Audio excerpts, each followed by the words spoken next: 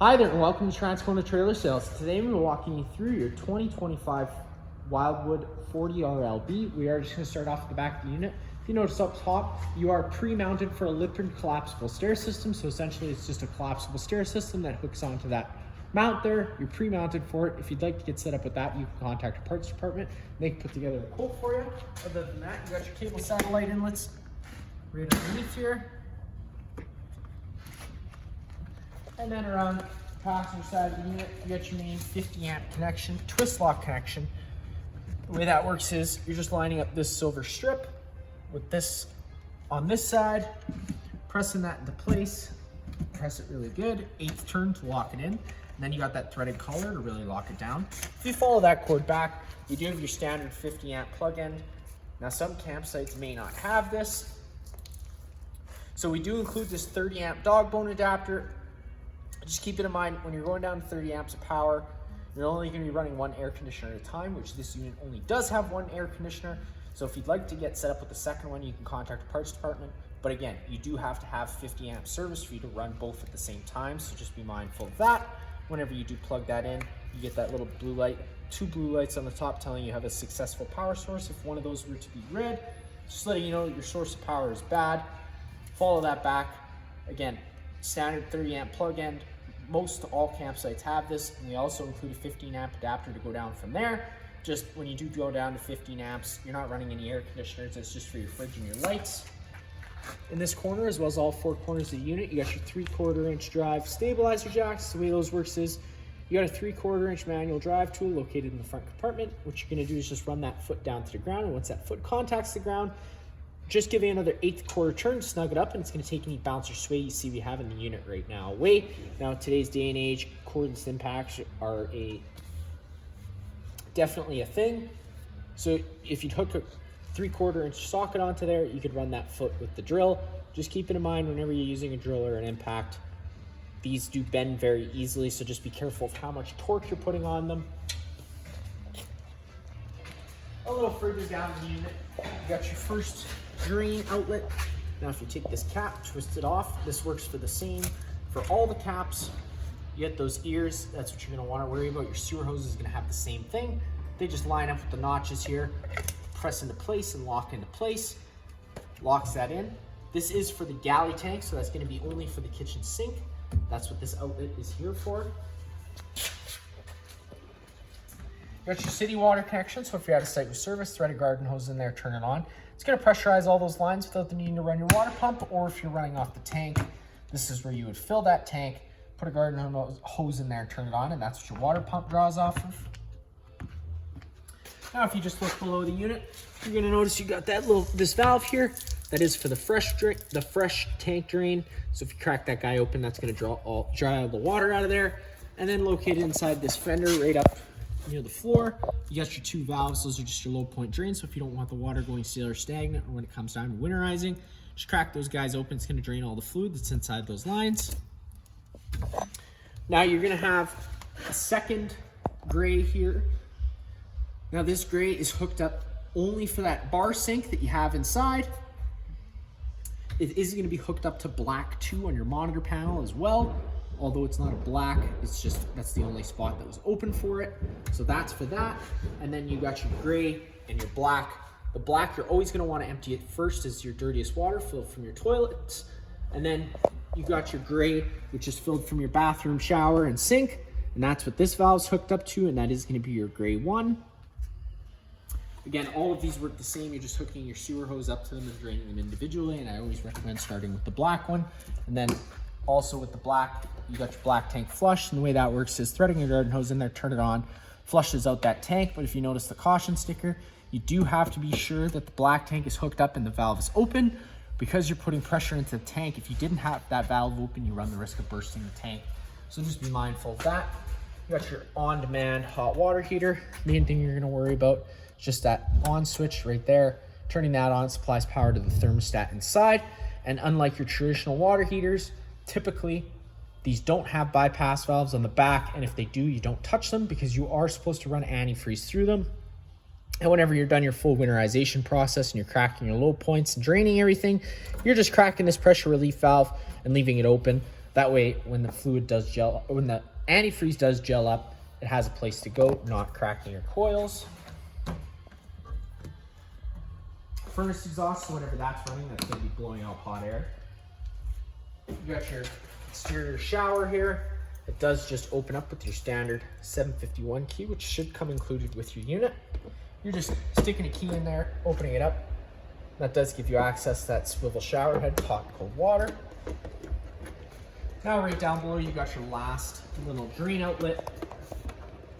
Now this unit is pre-plumbed and pre-wired for a washer dryer combo. If you'd like to get set up with that, you can contact your parts department. And if you were to get set up with that, main thing to keep in mind with this cap closed, if you were to run that washer, the fluid has nowhere to go, so it's going to back up inside the unit. So whenever you are using the washer, you always have to be sure that this is open, allowing fluid to drain out.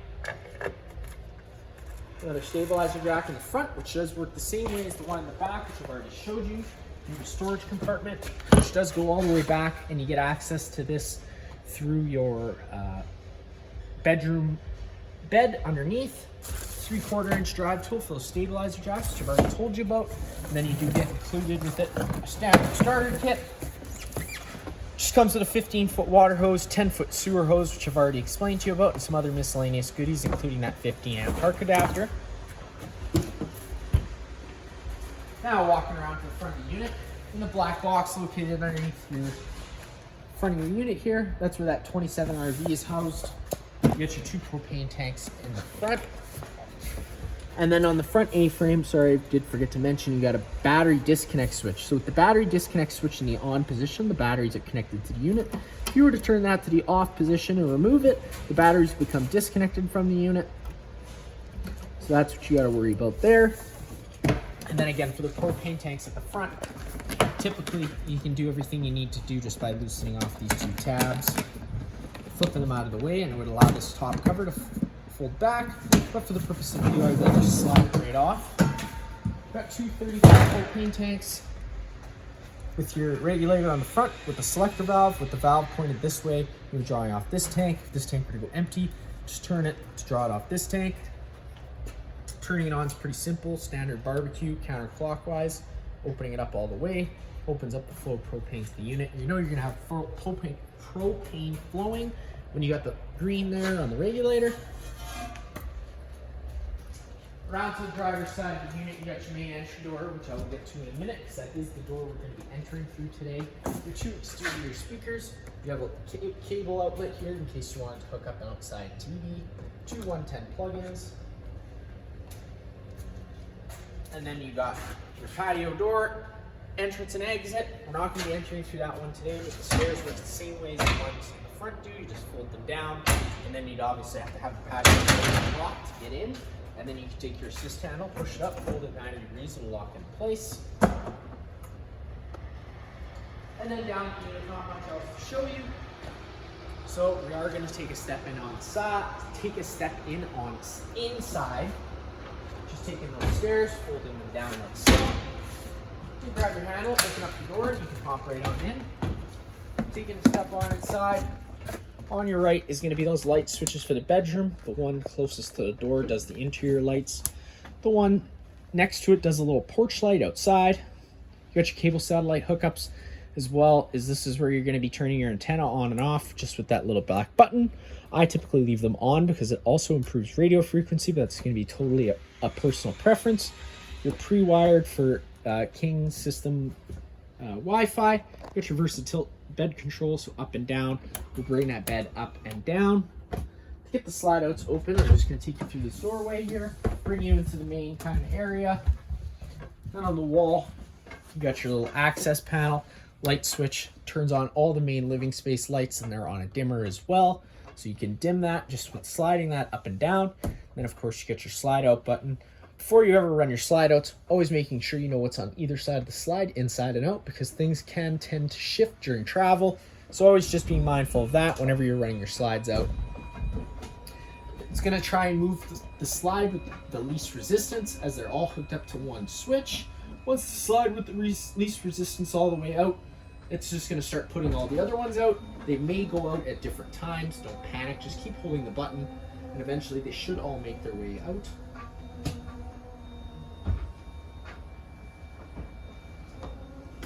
whenever you're putting it out, just making sure it doesn't get caught, that curtain caught in the seal.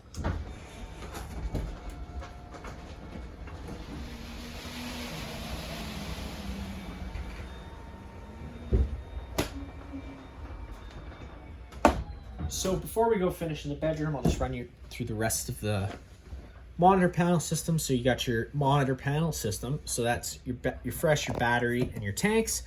Just goes simple, fresh, empty, a third, 2/3, and full. And then you got your battery, which is low, fair, good, and C would be charging. So if you're plugged in, you're going to be charging.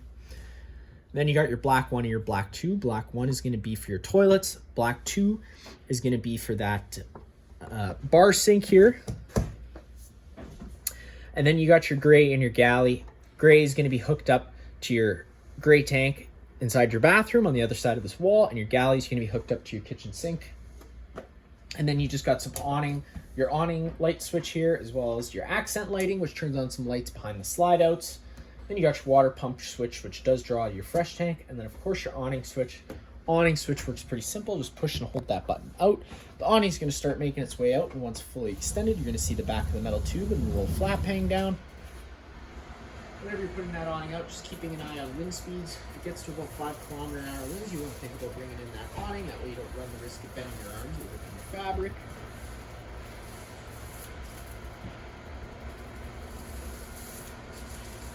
So you got that back of the metal tube. Sometimes the flap does get stuck up, so you just have to retract it and put it back out, and you're gonna see it does hang down. Now if it were to start raining, you can take any arm, front, or rear, pull down on it.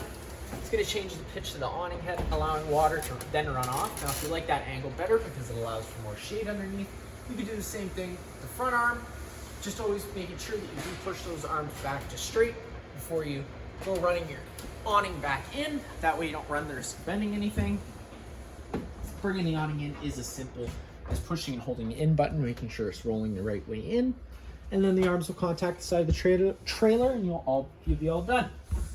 Back into the bedroom space because we didn't finish in here. Countertop space, storage all around, and then right down in the bottom left corner, you got your main fuse breaker panel. Whenever breaker trips, is sit in the middle, so you do just have to turn it off and then back on again to reset it whenever you have a fuse pop. Be a little red indicator light letting you know which one's popped. All the blinds in the unit do work the same way. They just kind of sit where you leave them. And then one quick pull will allow them to retract back up. You got your screen door, which will get installed at the time of delivery. You got your bed Versatilt if you lift it up. There is a nice little handle here to lift on, by the way. Underneath, you're going to notice you got all your central vac tools. You're also going to have some kitchen sink parts, which is just like vegetable washer and some other goodies in there as well.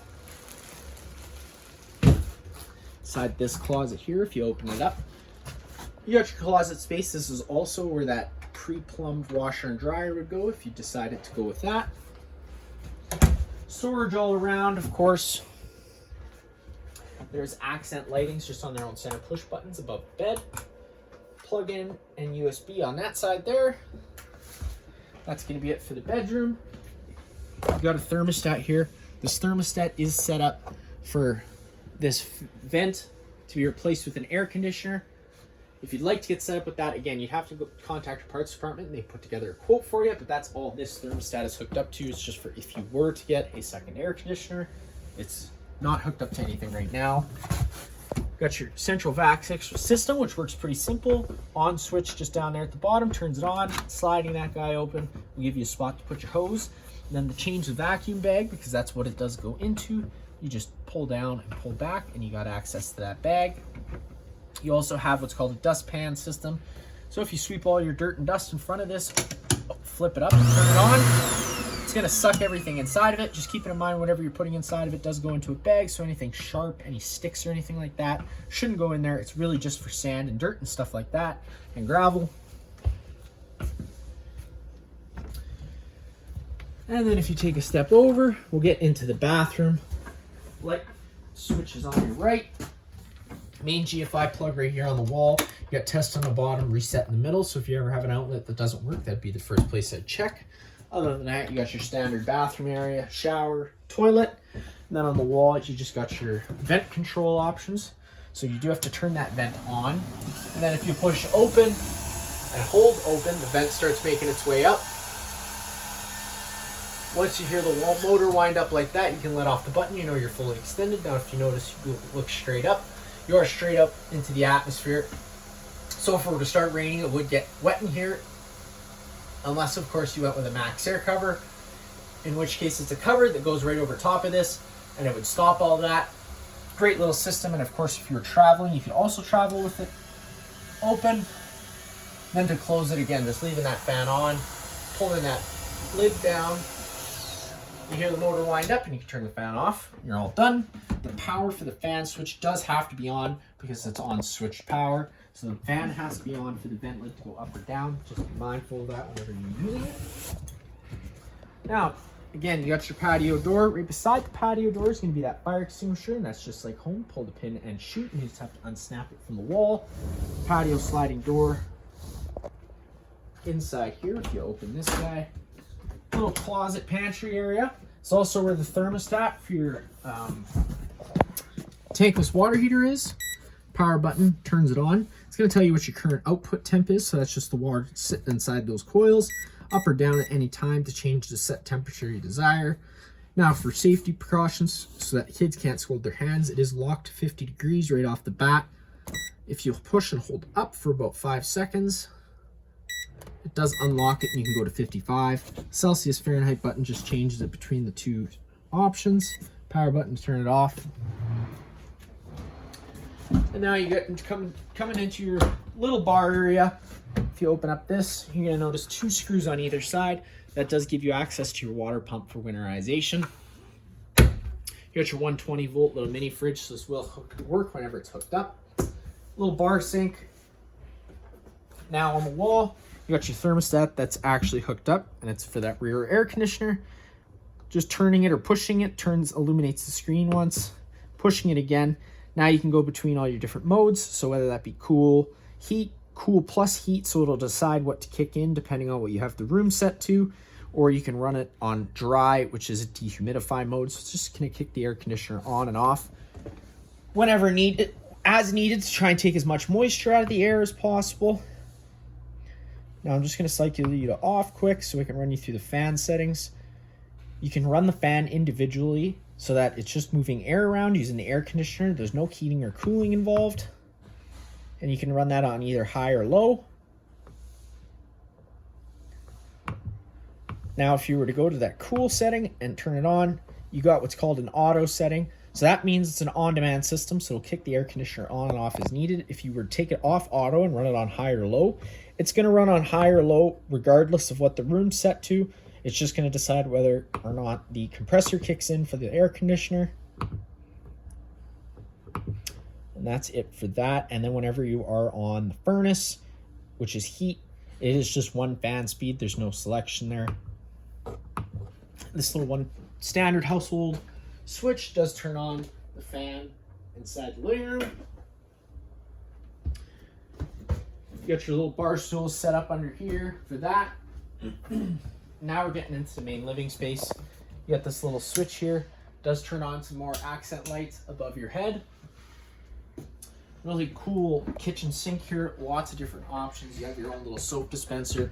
The bottle for that is just located underneath the sink and behind this, behind the sink tray itself. So you just have to counterclockwise to loosen that off to get the bottle out. You can fill it up with soap and then screw it back in. You got a cup washer, of course. A couple different settings you can turn the head to. This little power button is turning it is going to pick what you're going to run off of. So you got a vegetable washer here, cup washer. So it's just going to pick between those options. And then this is the temperature dial on the left. Cold's going to be in the middle. Hot is going to be on either side. Standard residential style fridge. Whenever you're traveling, just keeping in mind of this little thing here. It's just a travel lock, so it can't go anywhere whenever you're moving. If you loosen that guy off all the way, it'll come right out of place, and you can open and close them as you desire. Controls for the freezer is just right here. Max is going to be counterclockwise all the way to the left. Minimum is going to be all the way to the right, which is clockwise, and then in the middle is off. Then right down below, you got your temperature settings for the fridge.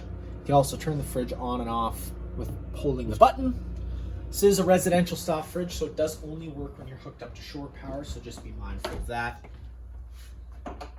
Thread this little guy in for when we go back to traveling. You would want to run this tight, but just for the purpose of the video, I'll leave it loose. Then you get your propane stove.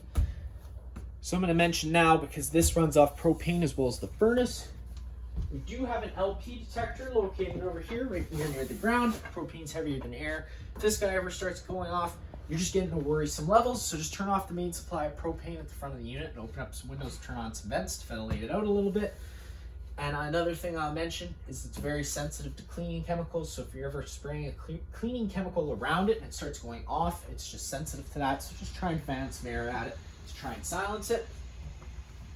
To get the stove to light, it's pretty simple. You have to have the propane on at the front of the unit. Turn it over to that high option. Because the propane's been off for a while, sometimes it can take a few minutes, but today it did fire right on up right away. Like I said, sometimes if the propane system's been off, it allows air into the system, so it can take a few minutes just to purge all that air out. So just be mindful of that, and that goes for firing anything propane inside the unit. If you've had the propane off, I always just recommend firing up that stove quick, just so it allows you to purge all that quicker. To get the oven to light, you're turning it over to the pilot option, pushing and holding it in, giving it a few seconds to again clear all the air out of the lines. Then you can hit that sparker. And like I said, this oven is a little more finicky than the rest of it just because of such a small orifice it is.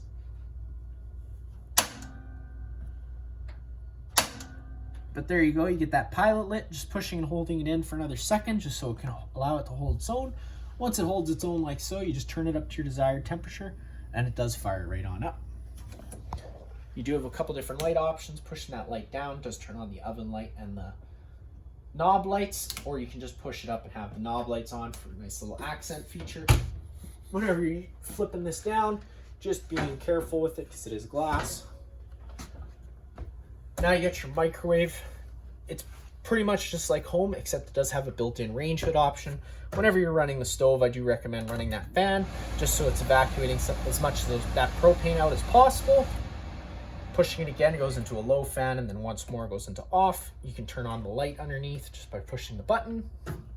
Other than that, just like home, not much I'm going to show you. Come into your entertainment center area.